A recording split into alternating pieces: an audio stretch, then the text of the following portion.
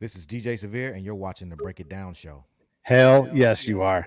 And my man John is coming in the studio too. So let me bring John in real quick. John, Man, I wore Dodger blue for this party. I see you. I see you. What's going on, fellas? It's all good. You got your COVID hair length going on. I see you. You know it, man. I was talking to DJ Severe earlier today, and I asked him if he had seen the championship rings, because this man's about to get look, he's already got really fancy league championship series, but now he's about to get that. Once they decide, this is kind of what it should be. I got a replica like early on. Nice. So, that's what it should be. I think they're still in deciding for a Dodger Vision which one of the three we're gonna get. So we'll know soon. You know what I mean? They're gonna do us. I think they're so focused. They're gonna focus on the players and focus on everybody else, and then they'll get to us and we'll figure it out. But once I have it and I know what it's gonna look like, I will definitely shout it out to you. That's awesome, man. Hey, do you feel like you're a world champion? I mean, everybody gets a ring. They're the world champions, Dodgers. Are you a world champion? I am, most definitely. Most definitely. I feel like I'm a world champion, especially the feedback from the fans. And then when everybody asks me about getting a ring, and when everybody says what you normally say, well, you deserve one just as much as the team, and they break out the levels from what the order hierarchy of different things that go on. I'm usually in the top 5 that is part of what goes on at the stadium. And then I've even heard from behind the scenes what management says I bring to the team in the game. Like, I know for a fact they tried to tell MLB last year that it's not a home field advantage if our DJ doesn't go to Texas. So, you know what I mean? So I've heard different things, and I hear different things around. And even when I have my conversations with management, just walking through the stadium, I feel it. So, and actually, I know how hard I work, and I know it's really more about feeling, and then also talking to my peers around LA that do the same thing. And then especially with I had Roche on my own show a couple times, probably like 3 times this off season. We were mixing together, and then just to see the camaraderie and for us to be champions at the same time makes it real special. That is cool. What about with regard to the season coming back? I mean, this is a great time. Every time is a great time to be a champion. Right. But now coming back to the world kind of waking back up again. Do you think that the live environment's going to be as popping as we think it's going to be? I definitely do, because even on Twitter today, the energy is the same. Everybody's what's the playoff? What are the walk-up songs? Can't wait to hear you back at the stadium. I've been getting those for weeks. So the energy is definitely the same. And it's actually, if you want to think about it, it's even increased because no one got to witness anything last year. So everybody's like, well, I can't wait to come back and then take it all in. And so it's going to be definitely interesting to see this first opening day on the 9th with just 11,000 in, and see how much energy they can actually bring. That's going to just to see the anticipation. I haven't talked to any other players yet. Even like last year, I got to go to spring training right before we went into this, so I did have some sense of feeling of what they were, how they were feeling. I've had a couple texts from people just about their walk-up songs. Like Justin Turner's like, I don't know what the hell I'm doing yet. You know what I mean? But the energy from the fans, like the fans even wanted more because they want the playlist, the playlist. And I'm like, I want to say, just calm down a little bit, because this is the first part, and whatever they pick is probably not going to stick anyway. So it's like, but they want it. So I'm trying to oblige the fans just as much as possible, because I know the anticipation that they have and what they want, because they didn't get to witness it. And it's going to be even, hopefully, more special. We can run it back and then do it again. You know what I mean? To really solidify it and really have everybody feel it. Like even they were talking to Jerry Harrison earlier, and he said like to do it again and have a real parade where LA gets to party. That's the thing that everybody's focused on. You know what I mean? And raising the banner. The banner's already up. It's just covered up. Just the different things that's going on with the passing of Tommy. Just different things that people want, like the energy for. It's going to be incredible. You're depending on each fan to bring the energy of 6 fans. Most definitely. Yeah. Most definitely. All right. Hey, man, I'm going to say, I mean, we've been over this material. I'm a lifelong Giants fan. I'm telling you what, I'm rooting for you guys this season. I would love for you to bring it back. Yeah, it would mean so much. I think, and even because even like they won it last year with everything that was going on, I think it was more relief because people were like, well, we got to get it done this year. Because every year was we got to get it done this year. And it was like even more so you got to get it done like last year. It was even because it was such a cloud over it of what the world was going through. Right. So it's like you got to get it done. And then they actually put the Kobe thing into it. It's like you got to get it. You know what I mean? Everybody merged everything that happened last year into it, and that's what we got to get done. This year, it's just okay. We're coming out, so everybody wants to be out and witness again. So there's that hanging over it as we got to get it done. But really and truly, I think it's just we got to get it done just because of the stature of the team, the way the team is stacked, because it's by far the best team in the MLB. When you look at that lineup, just for a pitcher to try to pitch that lineup. Yeah. If everybody's on, It's a lot of trouble. Incredible. It's a lot of trouble for a pitcher and a pitching coach to figure out who you can. There's nobody you can pitch around if everybody's on. I mean, right. Because even you look at Mookie, who's like just incredible. But then even I said last year when I was watching Seager, I knew Seager was going to be the MVP from day one of the season last year. I was just watching Corey, and the Corey I saw was so on. And I just watched. I remember watching pretty much every one of his bats at home, and I just said Corey is on it. Corey is on it, and I knew Corey was gonna. I told people I said Corey's gonna get the MVP. I said if Mookie is fine and Mookie's like the best player on the team, I said, but Corey, his bat is what's gonna get it done for us. And sure enough, that's what happened. Yeah. You know, with this kind of momentum, I mean, you know, I saw the Giants do it 3 times in 5 years. Right.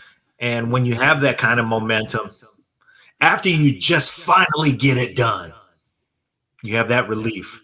Now you're just having fun. Right. So that's what I'd like to see the team turn on for you, you know, and for the city. Right. And really for the whole West Coast. Right. I really believe that people are making the projections, and you know how projections work as far as everything. But I've heard upwards of 109 games. You know what I mean? Because it's like they pretty much blew through preseason. You know what I mean? Smashed everybody.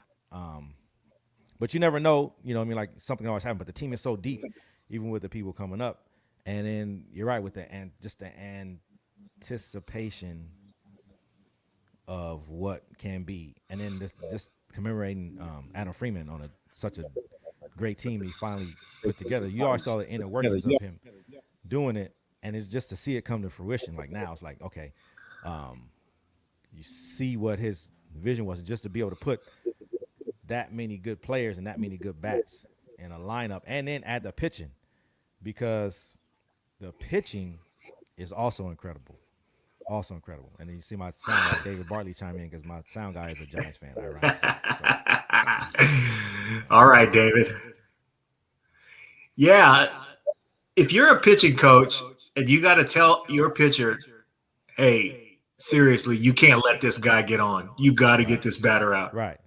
And if you're fortunate enough to get that guy out, then you got to tell him, hey, right, you got to get this next guy out.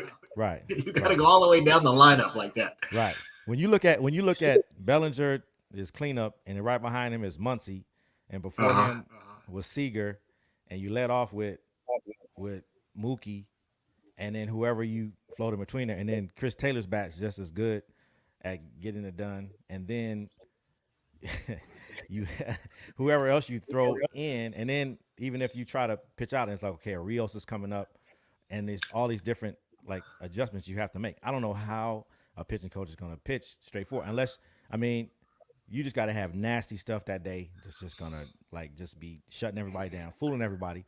The strike zone is going to have to work along, you know, in your favor for whoever you have pitching that day. It's a lot. That's a lot to contend with. And even Pollock, if a Pollock wakes up, then it's like his bat is so timely. It's just, you know, you look at it down the line, and then you see the stuff that we lost. Okay, because the only thing I think that throws us off a little bit, and I was thinking about this the other day, is Kike being gone. Kike was such a good energy in the clubhouse, and then you could count on him like timely.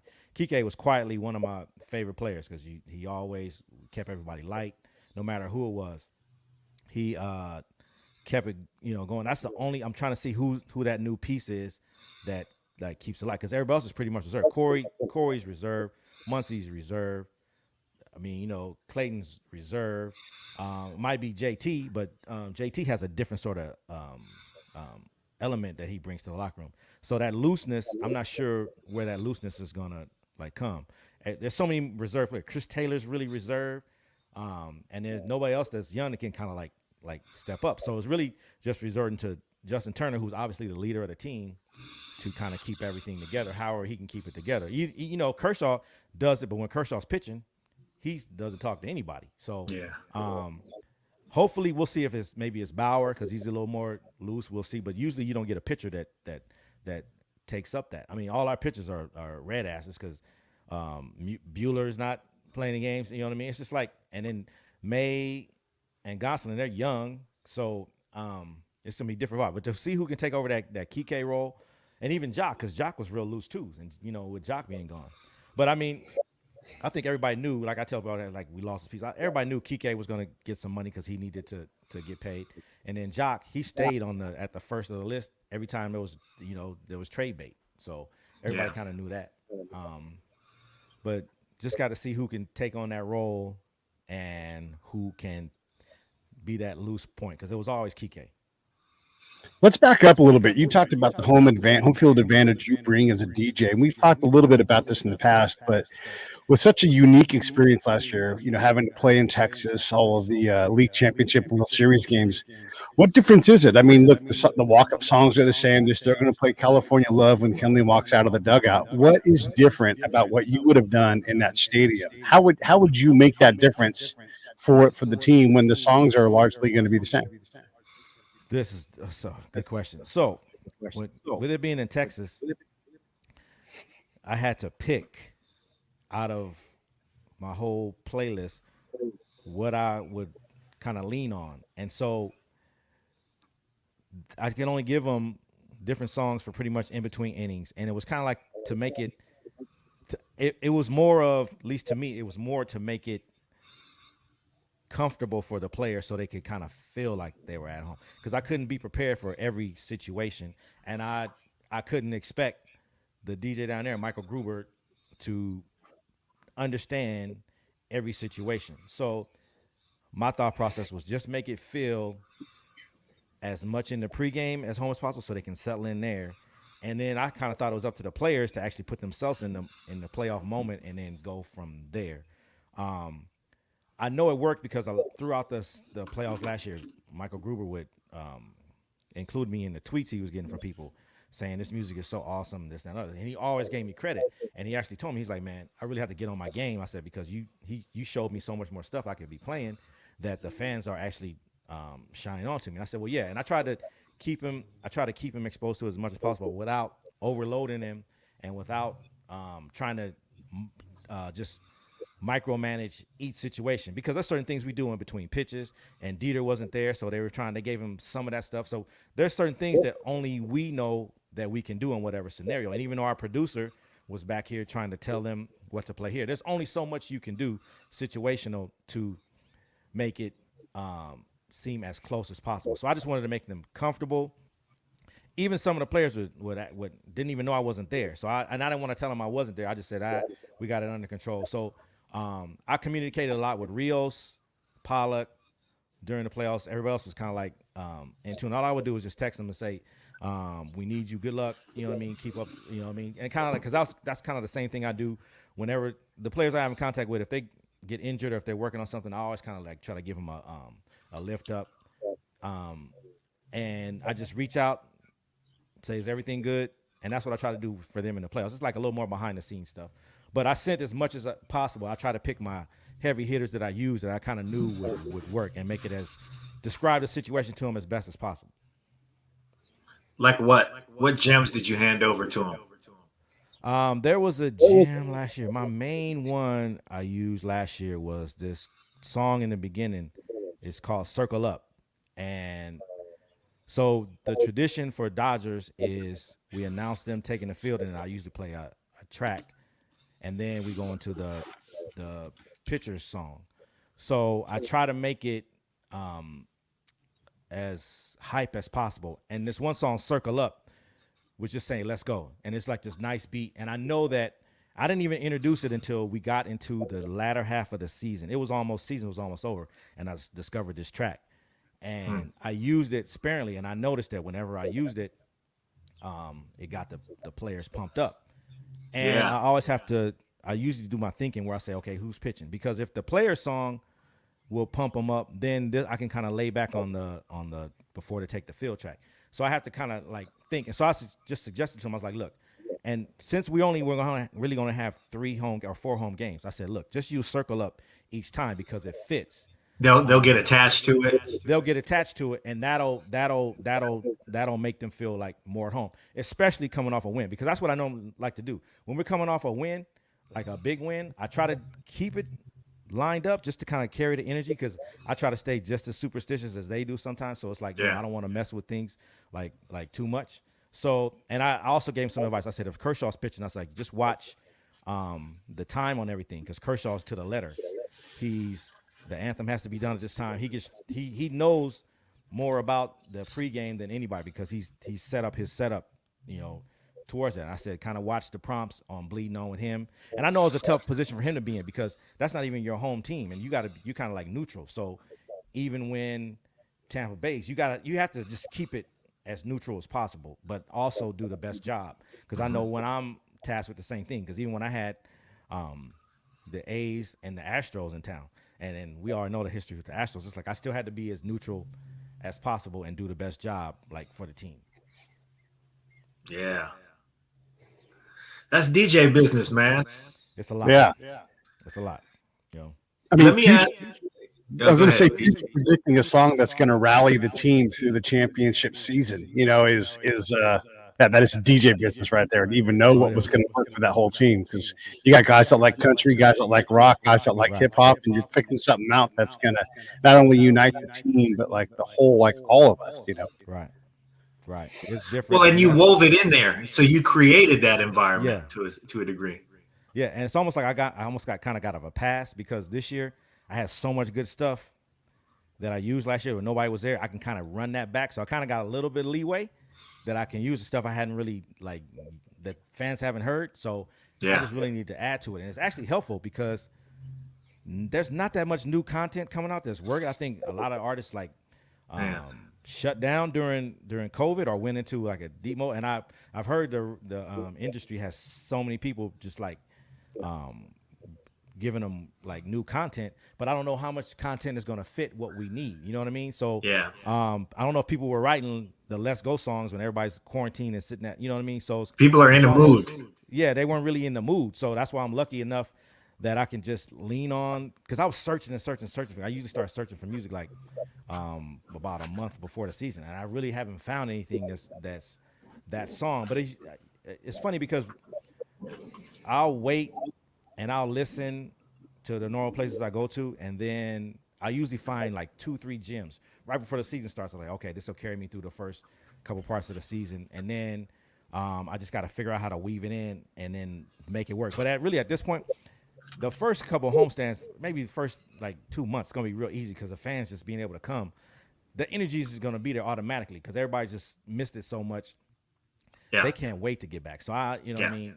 The only thing that can derail that is if the team just goes off, just like tanks for back, which I don't see that happening. That's not going to happen. The energy should already, the fans going to bring the energy no matter what. Just to be able to step back into the park, the fans going to bring the energy. Let me ask you a pure music question. How do you feel about this pairing of Bruno Mars and Anderson .Paak? I love it, man. I love it. I can remember exactly what it was. I was listening to one of this morning show, listed every morning, Sway in the morning, and then they talked about what's going on, and I said, what? And they said they created a super group, and I said, and then I heard Bruno Mars, and I was going like, who was like, and then they said Anderson .Paak, and trust me, I'm a huge Anderson .Paak fan. Uh-huh. Huge Anderson .Paak fan. Like, he puts out nothing but gold to me, and I try to use him as much as possible. Mm-hmm. And then when I heard the song, at first I was trying to figure out where were they going to go, because I didn't. Now, obviously, I didn't want an Uptown Funk Part 2. Yeah. I didn't want that.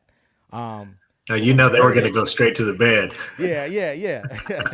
And I had to say, hands down, I know it's going to be a chart topper. I'm just trying to find a trap or just a trap remix I can use more at the stadium. But I'm gonna slide in the original as well. But yeah, I'm definitely into it.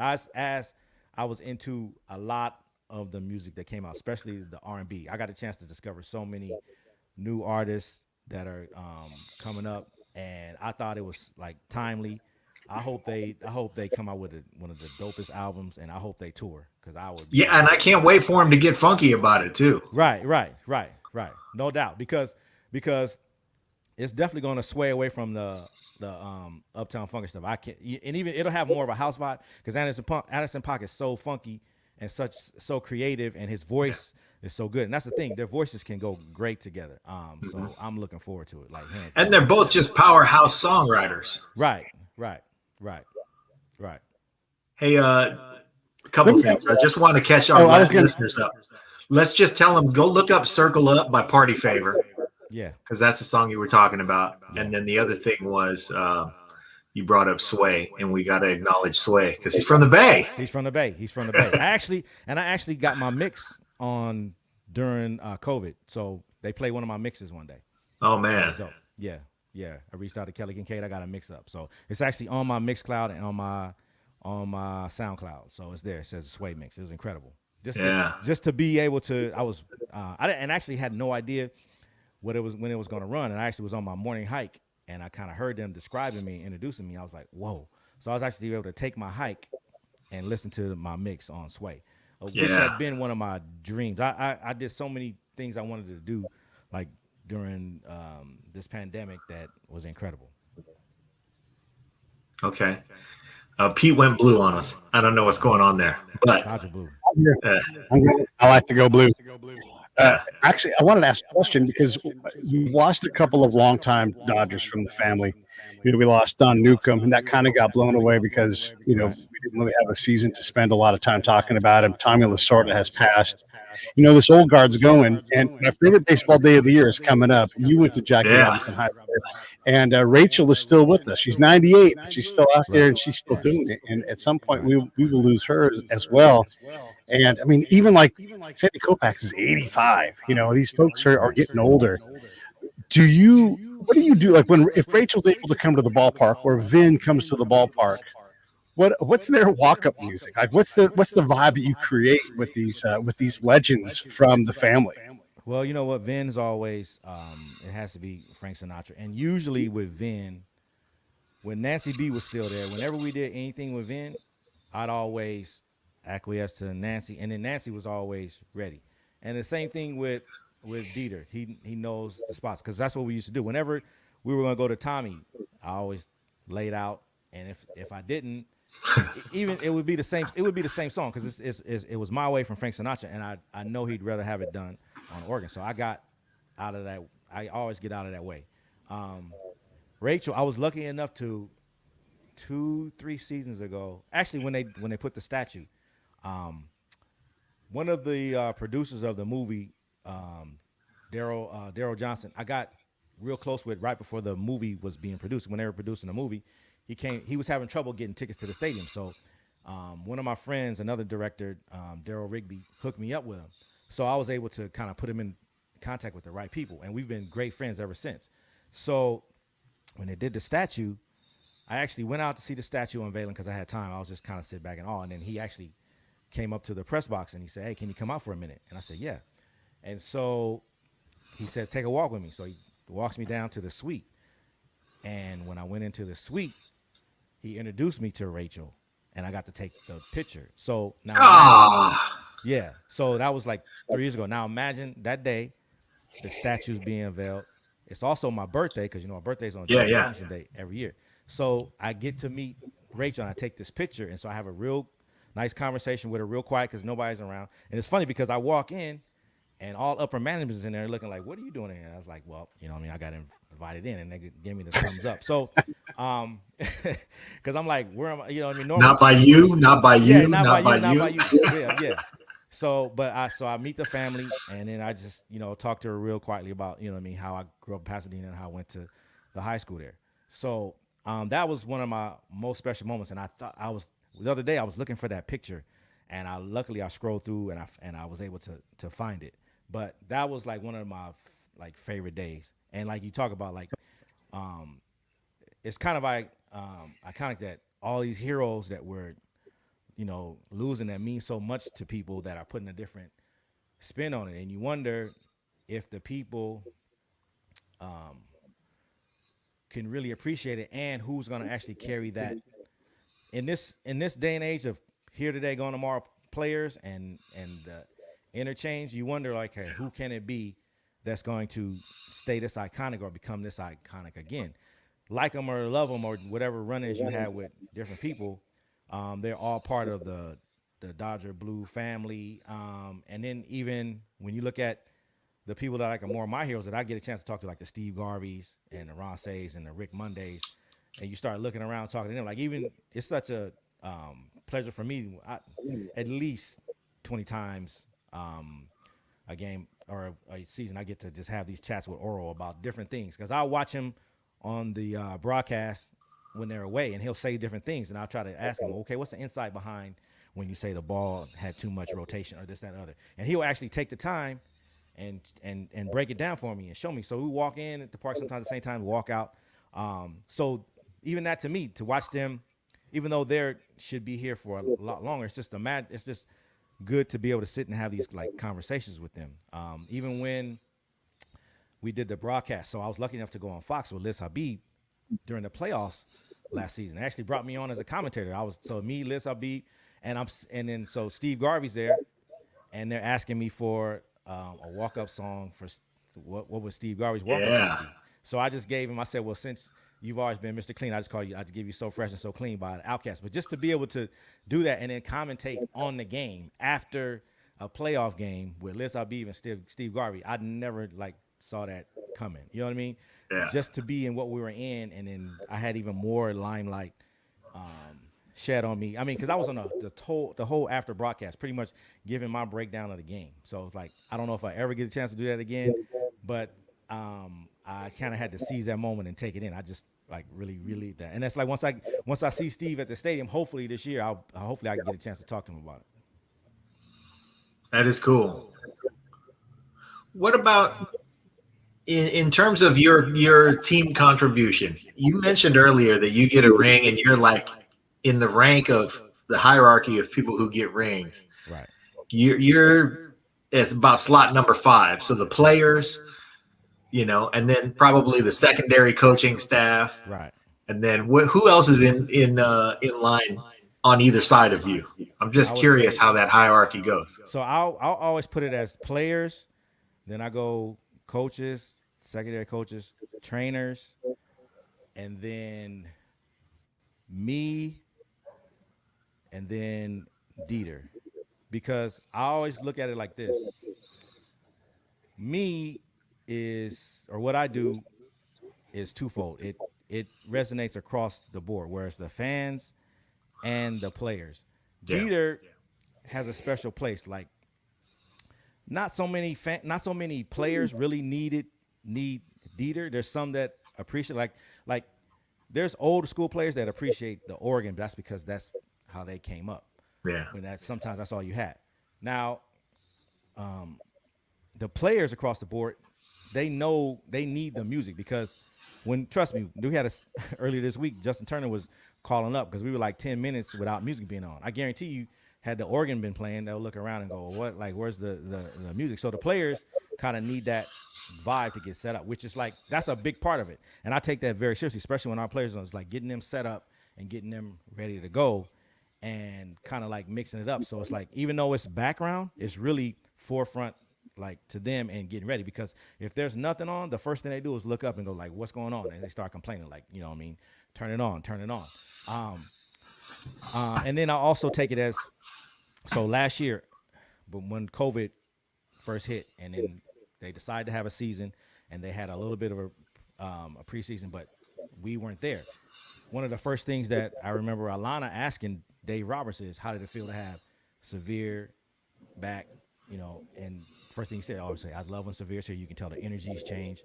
It puts a pep in our step, and then we just enjoy. And also, I also look for Dave because I can always see him in the beginning of the game, bobbing his head, like, you know what I mean? He has no problem like showing his energy, and like I know once I can look down and I can see him bobbing his head, like I know it plays a part of consistency. And I try to appreciate even the age, because I have a certain formula I use. I always try to play an old school track. I always try to use horns. So I always try to make it go across the board for everybody, so everybody's enjoying what's going on. So I try to include everybody every game.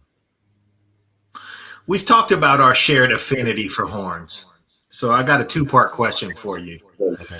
Number one, what modern acts nowadays can we look to that have a horn section or something approximating a horn section? I'm glad you asked. There's this track.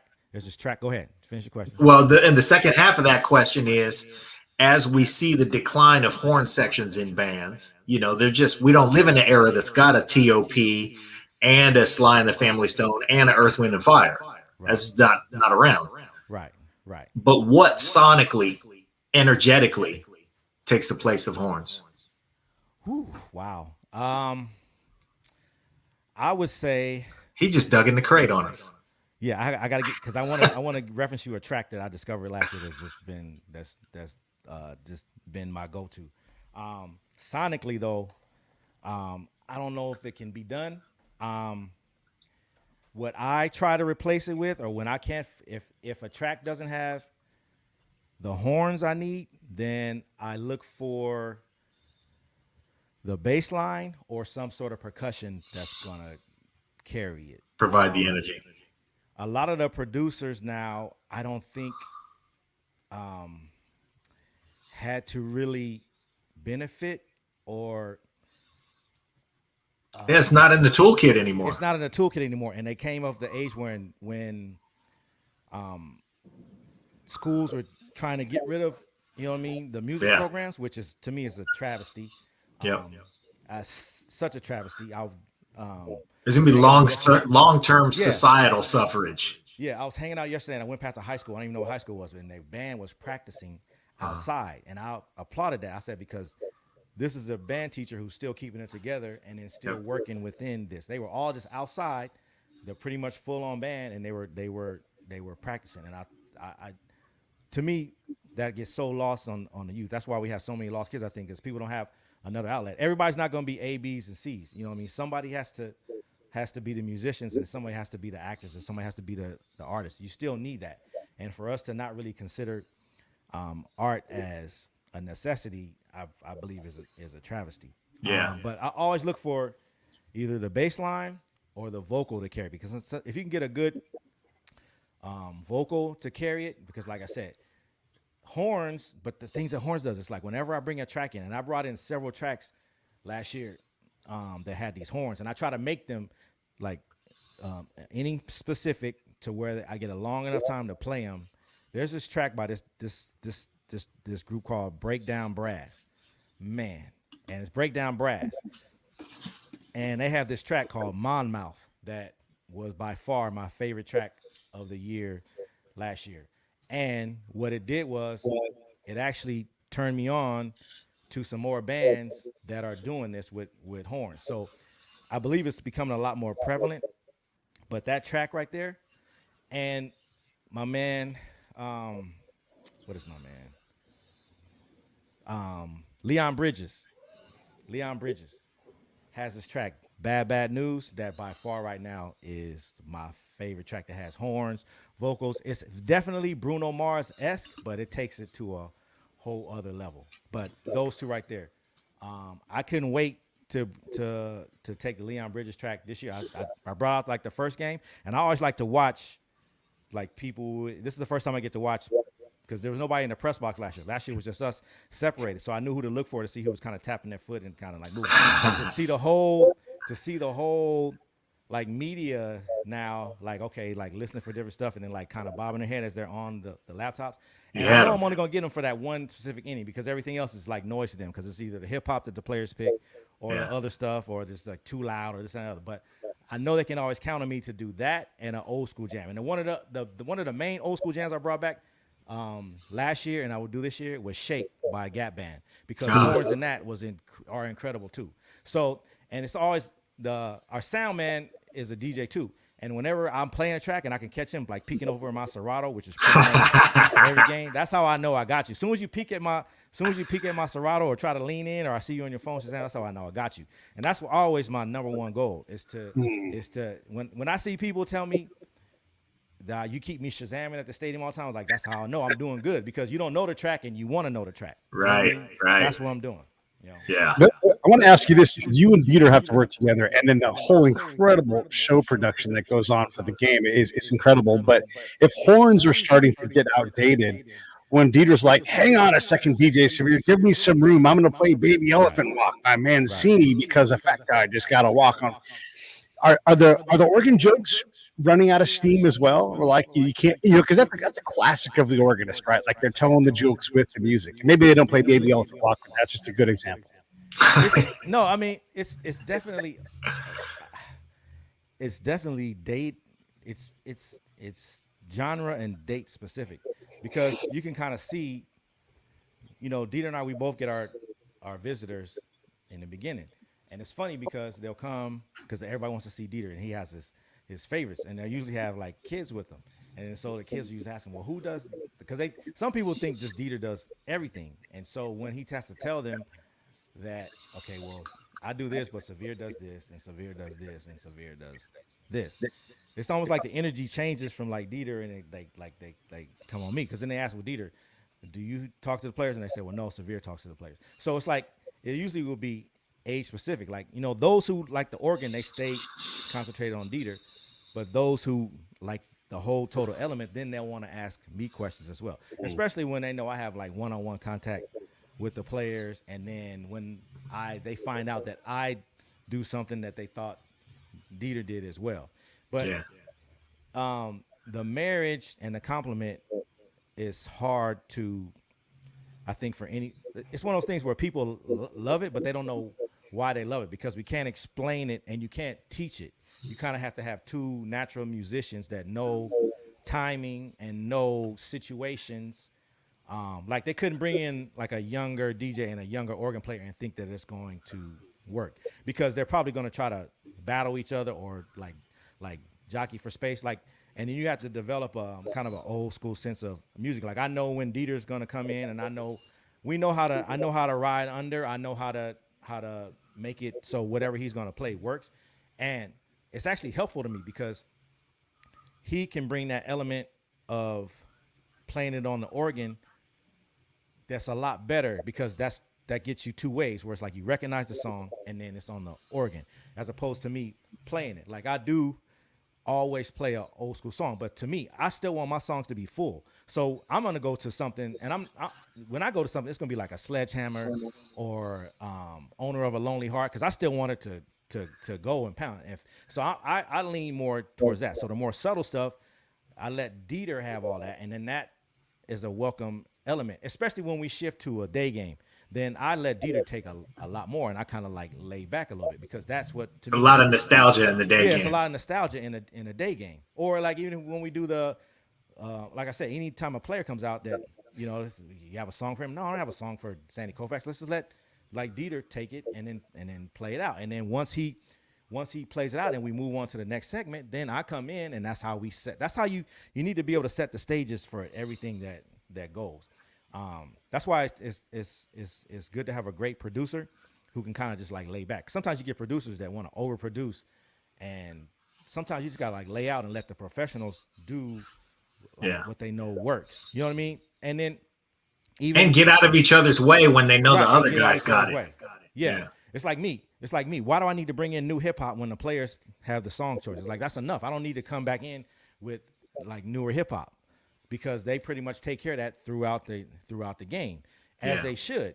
Now, a lot of people think, well, why are you thinking I'm picking these songs and they don't. I was like, well, these are kids out here playing. Like, you think they want to hear what you wanted to hear? Like, you don't understand. Like, they're picking the newer hip hop because that's what they want to hear. That's what turns them up. That's what turns them on. So you let them have whatever, half the things that they listen to. I'm not going out listening to that or purchasing that, but I mean, I'll stay in tune with it because I need to know what they want to hear to keep them amped up. And the same thing is like when the players come in. When I talked to David Price last season, when just welcome in, he's like, let me explain something to you. He's like, being on other teams, like a lot of people want to come play here just for the element that the music is here, because it's like it's like always on all the players listed, they want to come play at Dodger Stadium. That's a big thing for someone wanting to just get to the stadium because they know the vibe is going to be right. And then just down the street at Angel Stadium, they don't allow a lot of stuff. So I don't even understand how, being in LA and calling yourself LA, how do you don't try to amp it up just like a little bit? No knock on them, no disrespect, but I mean, they don't do it. I want to ask you this too, because you guys do it, and you didn't get to really flex it hard, but you have a brand new sound system there at the stadium, and the All-Star game is going to be there this year. We were originally going to talk about this on the show, but let's talk about your new LA. That sound system is crazy. So let's talk about it. Yeah. So it's by L Acoustics. And the one thing that we had all last year was turn it down, turn it down, turn it down. There's no fans in here to absorb what we needed to give out. So it's like we had this new toy that we couldn't really like unleash. Now we did kind of sort of like towards the end, like, and they were really tight on it. Everything was like this. So it's like, that's one thing I'm anticipating. Okay. Because once we can get back to at least half capacity and we can just let that thing go, because everybody wants to let it go, but it's just like, you can't, because it's just going to be just too loud. And then for those visiting press people that used to come in and complain, like, you really won't be complaining now. You might as well stay home, because when management really considers that a home field advantage. And so when they want to unleash it, especially in playoffs, they will unleash it. And I'm talking about everybody. You got to deal with it. We have, and they do not care. So you can complain all you want and think that it's me turning it up, but it's not me, because they'll come out and say, turn it up, especially when we get to the playoffs. That's what's going to happen. But just to be able, like, we all we heard was turn it down, it's too loud, turn it down, turn it down, turn it down, turn it down, turn it down, turn it down. But once we get this, I'll tell you, once we get the fans in, it's gonna go crazy. But the bass is so full, and the way that it's set up, and it doesn't actually need that much more volume, because it's set up to where everybody can feel everything. So I can't wait to really unleash it and see what it can do. We have to acknowledge that LA is the entertainment capital of the universe. Right. And so to entertain people, and let's face it, baseball is a sports product, but it's an entertainment product. That's why we go to it. It entertains us. Right. And when you've put together the franchise lineup, you put together the vibe in the stadium, you've got the stadium itself, you have to deliver a product that leads the league. And that's kind of the burden that Los Angeles has. It's like, if you're a dancer, you want to dance it at Radio City Music Hall. Right. If you're a performer, you want to play Carnegie Hall. And if you're a baseball player, you want to go play at Dodger Stadium. Right. So I will say that, man, it's great that you take all these burdens seriously, because that's the only way you can live up to a burden that heavy. Right. And it's almost like, too, like I've told you many times, it's an unknown burden, because a lot of people don't know. They just come and take it in. They don't. Very few get it and understand what it takes to get it done. They just kind of come in and enjoy it, because, like you said, this is LA. So some people just expect like nothing less. One of the best compliments you can get is, I saw this week on Twitter, that somebody said, DJ Severe slaps at the stadium. You know what I mean? You just saw these different things that people anticipate. Say, can't wait to come back and hear you at the, you know what I mean? And then appreciate so much for what you do. And then you always look at the avatars to see who it is, and just to see the different personalities and different people that respect what you do, which is another reason why I always try to stay interactive as much as possible with the fans. To kind of make it, because I love seeing this when it's like DJ Severe so approachable, you know what I mean? And it's like, it's it takes a lot of work, but I feel it's much needed because I want to continue that for as long as I can, especially the interaction. The interaction actually helps me with my rhythm in the game because sometimes it's just baseball. So I actually need to look at Twitter to see like who's asking for this and who's asking for that. I just try to get ahead of it because the fans are so smart. Some of them know when a player changes a song. I even get sometimes I might play a hip hop song and somebody says, "Did so and so pick that?" And I go, "No, I just used that." So it just lets you know the fans are listening. You know what I mean? Because they always would ask, why did he pick this song or this, that, you know? And sometimes you feel like you let them down because you don't really have an answer. It's just like, well, I just played a song or he just kind of picked that. You know what I mean? Because even half the time when you ask them, they don't really know. Sometimes it's just they like the song. You know what I mean? Me and Austin Barnes kind of go back. It was funny. Me and Austin Barnes exchanged this week because he always usually lets me give him suggestions. And so I said, you should try this because I like Jack Harlow. It's one of the young rappers I like. And then I know Austin Barnes likes him. So he shot back to me a couple tracks I hadn't known about. I was like, okay, yeah. And he said, let's go with this. So just to have that interaction with them on their songs, that's special too. Yeah. Will there ever be this season a Bops only night? You know what? I'm trying to find, I was just talking to Ricky, I'm trying to find a way to incorporate it into my Dodger night. So I want to merge the two. I'm going to figure out something because the first night it falls on a Thursday. I'm definitely going to try to slide my Bops drop in and then drop a couple songs. So I'm going to see how I can work it. That's a good. Thank you for that. I'm trying to make it Bob's Thursday so I can actually merge my two. And I do plan to go live on Twitch a couple times, just like mixing live, just to see how I can pull it off. You know what I mean? Just to bring people in, because sometimes when I do it, I'll be surprised how many people just stay on live with me behind the scenes. Because I'm not showing the field and not showing anything that's going on, but just to be there. I think people just like the fact of, especially last year, just being included and being able to be there when they come backstage at a Dodger game. Yeah, it's backstage. You know what I mean? So. Particularly gonna do it. I'm gonna try to figure out a way how to incorporate it, not get in trouble, stay below the radar. You know what I mean? Not show too much, and then just keep people as engaged as possible. Especially on the bigger homestands, the start of a homestand. If I'm bringing in something new, some different music, so I'm gonna try to incorporate that. But I will do a Bops Wednesday night. Thursday night. I'm gonna do a Bops Thursday night at the stadium. Yes. I like it. This question is for nobody but me. Okay. Have you heard anything out of the Prince vault lately? No. that has made its way out? No, but when I went to Paisley Park, I met I can't think of his name, the DJ at Paisley Park. And so I have an inside track to get anything that he has. I think once it's been released, because he has a bunch of secret stuff that he will kick out. My boss asked me for, it was a long YouTube version. I forget which track, but I reached out to him to see if he have it, and he sent it to me. And so I was able to give it to my boss. Yes. And so it's like I was amazed that I just asked him. He's like, yeah, I got it. I'll send it to you in the morning. So just to have that inside track. And then I really wanted to go back to Paisley Park like this past year because I want to try to make that trip every year, but I can't wait to go back, sit down with him, and just dig through his crates and see what he has.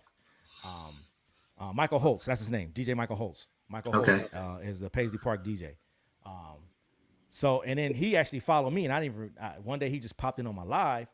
I believe it was around a Prince Day, and then I was like, "That's Michael Holtz." So it's like we picked up communication again. But anything Prince you need, let me know. I'm sure he has it. Hey man, I would like to make that pilgrimage with you. All right, let's do it. Yeah, let's do it. Let's do it. Let's do it. Most definitely.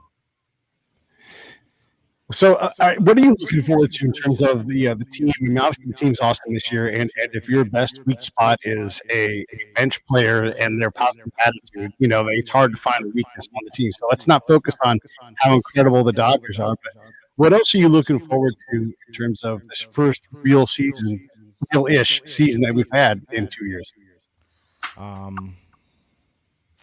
Player wise, Gavin Lux, seeing if he can step up, because I know he's has some struggles, but I want to see how he steps into the role with no Kike because he's going to be definitely an integral part.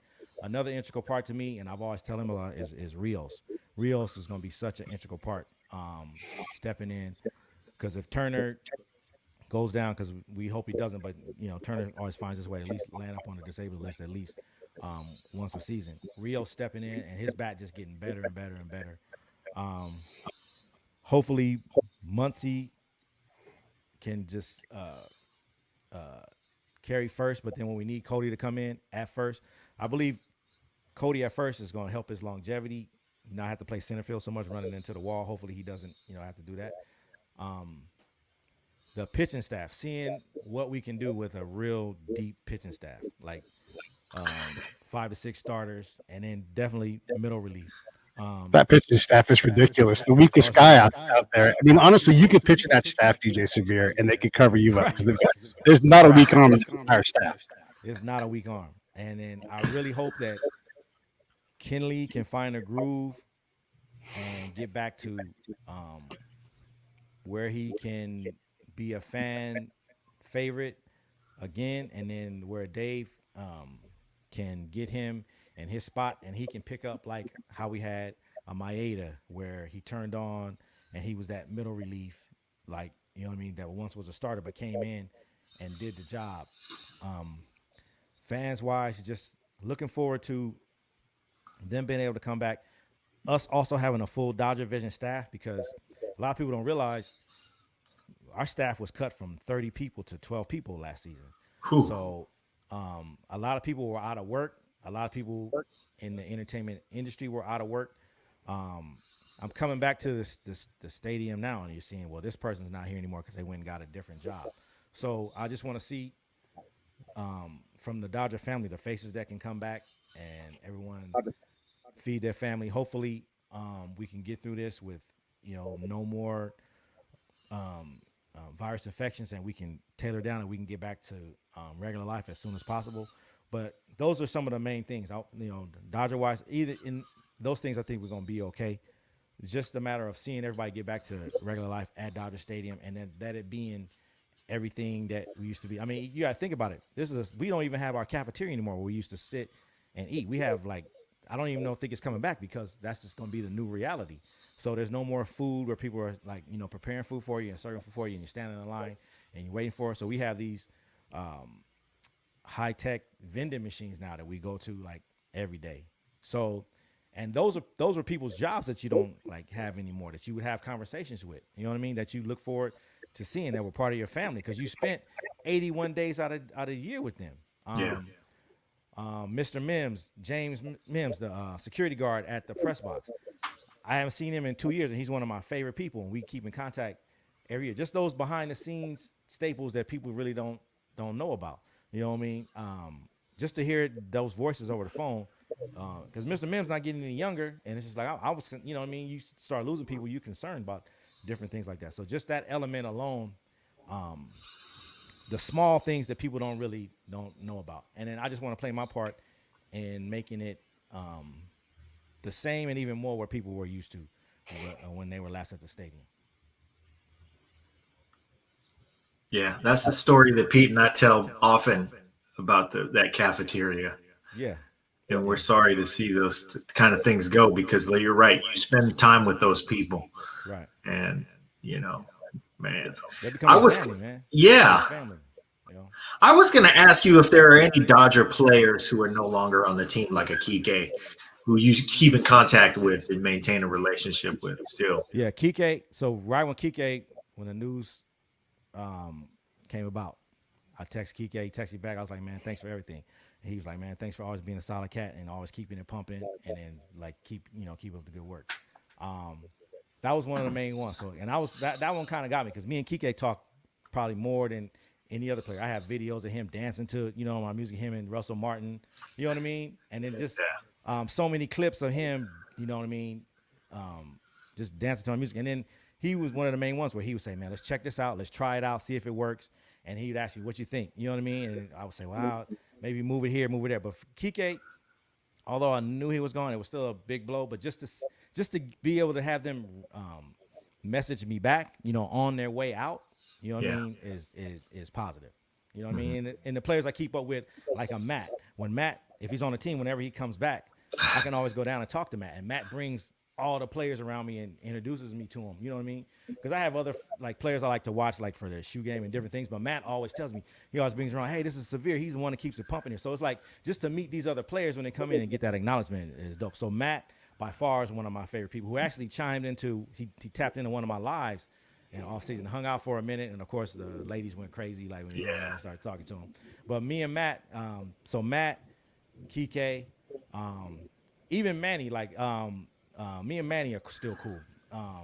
So, and I like that part of it. Just even though they're gone, it's like to remain like positive and like when I go see them, it's like they recognize me and they give me you know what I mean. And that's one of the most special things.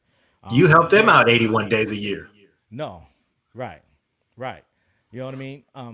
Jerry Hairston, who I can talk to about it. I can hit up if there's something I want to ask. I can hit up Jerry Hairston all the time. Hey, Jerry Hairston, give me the scoop. I think this is how it's gonna work. And Jerry Hairston has such a good baseball mind, but for him to even shout me out on the MLB, like he shouted me out a couple times saying we got the best DJ like in the MLB. You know what I mean? So just little things like that. I'm hoping we get a chance to get the All-Star game back. What will we get it 2022, and that I get a chance to shine. Hopefully, that's what I'm looking forward to. I got to do one update because as we're talking, the Dodgers' first game is going on, and we're going to be watching that here in a few minutes. But apparently, according to Doug, Bellinger already went deep one time this year. So there you go. He's on a pace to hit 100 million home runs this year.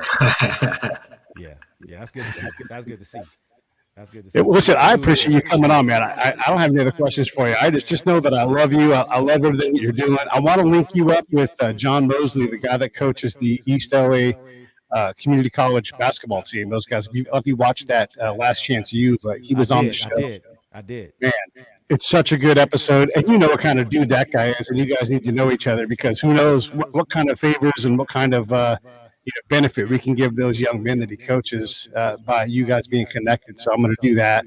And unless you have anything else, John, I'm good, man. I will talk to you later on, DJ Severe. I appreciate you. Just sending you some love, man. Appreciate you guys always. All right, I'm going to roll this thing. Hey, thanks for watching the show. I really appreciate it. Right here, you can subscribe. Please do that. It makes the show grow. Hit that notification bell so you know which incredible guest is coming up next. Down below is the PayPal link. You can put a small subscription in. That is an enormous help. All that money goes right back into the show. And then right up over here are the next episodes you should listen to, curated by yours truly. Thank you so much